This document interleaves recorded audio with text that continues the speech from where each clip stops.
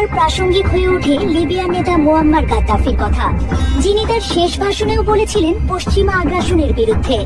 ভেনেজুয়েলায় মার্কিন হানা, president Nicolas মাদুরোকে সস্ত্রীক তুলে আনার ঘটনাও যেন মিলছে গাদ্দাফির সেই কথাগুলোর সাথে। সেই ভাষণে গাদ্দাফি বলেছিলেন, আল্লাহর নামে শুরু করছি, যিনি পরম করুণাময়, পরম দয়ালু। 40 বছর ধরে অথবা এর চেয়েও বেশি ঠিক মনে নেই আমি মানুষের জন্য যা পারি করেছি। মানুষকে ঘর দিয়েছি, হাসপাতাল দিয়েছি, স্কুল দিয়েছি, আর যখন তারা ক্ষুধার্ত ছিল আমি তাদের খাবার দিয়েছি। এমনকি আমি বেনগাজিকে মরুভূমি থেকে কৃষি জমিতে রূপান্তর করেছি। আমি দাঁড়িয়েছিলাম সেই কাউবয় রোনাল্ড রিগানের হামলার বিরুদ্ধে। যখন সে আমার দত্তক নেয়া এতিম কন্যাটিকে হত্যা করেছিল, সে আমাকে হত্যা করতে চেয়েছিল, কিন্তু তার বদলে সে নিরীহ শিশুটিকে মেরে ফেলেছিল। তারপর আমি আমার আফ্রিকার ভাই বোনদের আফ্রিকান ইউনিয়নের জন্য অর্থ দিয়ে সাহায্য করেছি। আমি সর্বোচ্চ চেষ্টা করেছি মানুষকে প্রকৃত গণতন্ত্রের ধারণা বোঝাতে, যেখানে জনগণের কমিটিগুলো দেশ চালাতো। কিন্তু তা কখনো যথেষ্ট ছিল না। আমাকে অনেকেই বলেছিল, যারা 10 কক্ষের বাড়ি, নতুন পোশাক আর আসবাবপত্র পেয়েছিল, তারা নাকি কখনো সন্তুষ্ট ছিল না। স্বার্থপরভাবে তারা আরো বেশি চেয়েছিল।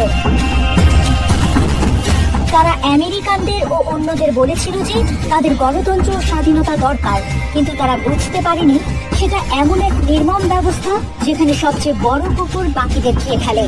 তারা এসব শব্দে মুগ্ধ হয়েছিল, কখনো বুঝতে পারেনি যে আমেরিকায় বিনামূল্যে চিকিৎসা নেই, বিনামূল্যে হাসপাতাল নেই, বিনামূল্যে বাসস্থান নেই, বিনামূল্যে শিক্ষা নেই, আর বিনামূল্যে খাদ্যও নেই। মানুষকে ভিক্ষে করতে হয় বা দীর্ঘ সারিতে দাঁড়িয়ে স্যুপ নিতে হয়। আমি যতই করি কিছু মানুষের জন্য তা কখনোই যথেষ্ট ছিল না।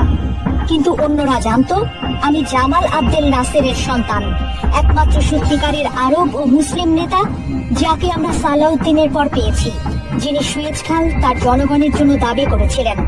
আমিও লিবিয়াকে আমার জনগণের জন্য দাবি করেছিলাম। তার পদাঙ্ক অনুসরণ করাই ছিল আমার লক্ষ্য। আমার জনগণকে ঔপনিবেশিক আধিপত্য থেকে মুক্ত রাখা, সেসব চোরদের হাত থেকে যারা আমাদের থেকে চুরি করতে চায়।